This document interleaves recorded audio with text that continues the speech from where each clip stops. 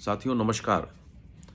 मैं जाति से ब्राह्मण हूँ और इस पर मुझे बहुत गर्व भी है, बहुत प्रतिष्ठा भी है। परंतु जातिवादी नहीं हूँ। जाति के आधार पर किसी भी प्रकार के भेद, ऊंच-नीच के खिलाफ हूँ और उसके लिए संघर्ष करने के लिए भी तैयार रहता हूँ। ऐसा इस कारण से नहीं कि ऐसा हमारे परिवार ने ये संस्कार मुझे दिए हैं। ऐसा इस कारण से भी क्योंकि मैं जाति से ब्राह्मण हूँ और ब्राह्मण तत्व जो है वो ऐसा करने के लिए बाध्य करता है। अगर वो थोड़ा भी तत्व ब्राह्मण के अंदर है तो निश्चित रूप से सर्व समाज के लिए ही वो समर्पित रहेगा और इतिहास गवाह है इसका। और यही वजह है कि जब जब आक्रांता इस देश में आक्रमण किए तो उनका सबसे पहला टारगेट, पहला लक्ष्य ब्राह्मण का खात्मा, ब्राह्मण की समाप्ति ही रहा है। परंतु आज इतिहास की वो घटना घटित हुई है जब 52 ब्राह्मणों ने एक साथ बैठक की है लखनऊ में, जो अलग अलग दलों से हैं, अलग अलग विचारधारा से हैं। ये अपने आप में बहुत सामान्य घटना नहीं है। स्वतंत्र भारत में, विशेष रूप से लोकतांत्रिक व्यवस्था में, ये पहली ऐसी बड़ी घटना है जो पूरे देश को संदेश दे रही है कि ब्राह्मण समाज से चुने हुए प्रतिनिधि एक साथ एक मंच पर आकर के अपने राजनैतिक, आर्थिक, सामाजिक, सांस्कृतिक और धार्मिक संकट के बारे में एक ठोस रणनीति बनाने पर विचार कर रहे हैं। ये बहुत आवश्यक था क्योंकि जिस तरह से ब्राह्मणों के विरुद्ध विश्वमन किया जा रहा है, एक मध्य प्रदेश का आईएएस अधिकारी ब्राह्मण बेटियों के खिलाफ खुलेआम बोल रहा है।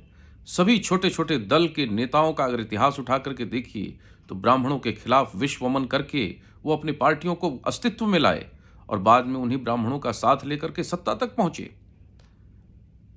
लेकिन आज राजनैतिक रूप से अस्पृश्य ब्राह्मण सिर्फ इस वजह से अस्पृश्य हो गया, संख्या बल होने के बावजूद, क्योंकि इसने सत्ता में अपनी भागीदारी नहीं सुनिश्चित की। वो जाति के आधार पर एक नहीं हो सका और लोगों को टेकन फॉर ग्रांटेड लोगों ने लिया क्योंकि ब्राह्मण एक हो नहीं सकता। इसलिए इनको जैसे तैसे छोड़ दिया जाए। इनका वोट पाना, इनका वोट लेना तो मजबूरी है इनकी।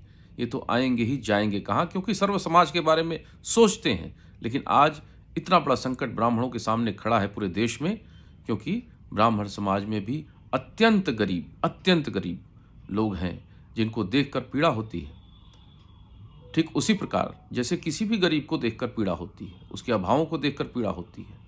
और इस सरकार ने बहुत कुछ किया भी है, इसको भी हम स्वीकार करते हैं, हमारी ही सरकार है, उसी दल का प्रतिनिधित्व हम भी करते हैं।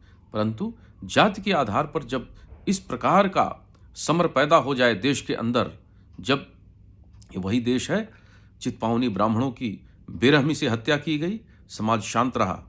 कश्मीर से ब्राह्मणों का एक्सोडस हुआ, ब्राह्मणों का नरसंहार हुआ, चाहे वो डोडा की घटना हो, चाहे वो मैडम टुक्कू की बेरहमी से हत्या हो, लेकिन पूरा समाज शांत रहा।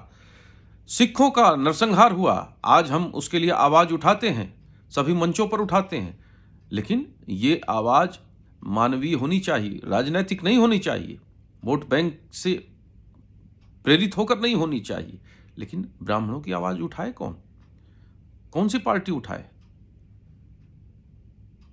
लेकिन आज ये हाई टाइम है, ये ऐसा समय है जब ब्राह्मण समाज एकजुट हो और अपने भविष्य के लिए, अपने भविष्य की पीढ़ियों के लिए ठोस रणनीति के आधार पर अपना भविष्य तय करे और इस लोकतांत्रिक व्यवस्था में अपना मिला हुआ प्रतिनिधित्व ये सुनिश्चित कराए कि किस प्रकार आगे उसे भी हर प्रकार की सुरक्षा मिले। इस तरह से नहीं कि कोई खड़ा हो गया और ब्राह्मण की बेटियों को ललकारने लगा कि हमारे बेटे से संबंध बनवाओ, ये करो, वो करो। ये सब तो सारी सीमा पार कर देने वाली स्थिति है। फिर खिलजी में, मीरबाकी में, औरंगजेब में और इस तरह के आतताई आईएएस ऑफिसरों में क्या अंतर रह गया?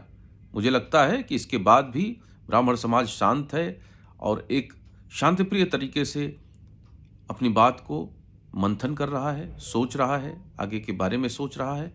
ये सकारात्मक पहलू है, मुझे इसको सकारात्मक दृष्टि से ही लेना चाहिए। लेकिन ये बहुत बड़ी घटना है अपने आप में। 52 विधायकों को मैं बधाई देना चाहता हूं और उन्होंने जिस तरह से एक मंच पर आकर के सभी विषयों पर चर्चा की और आने वाले समय में इसका प्रभाव दिखेगा, निश्चित रूप से दिखेगा। चाहे जो भी दल हो, उन्हें स्वीकार करना पड़ेगा कि ब्राह्मणों के अस्तित्व की रक्षा करना सिर्फ ब्राह्मणों की जिम्मेदारी नहीं, उनकी भी है। बहुत बहुत धन्यवाद। नमस्कार।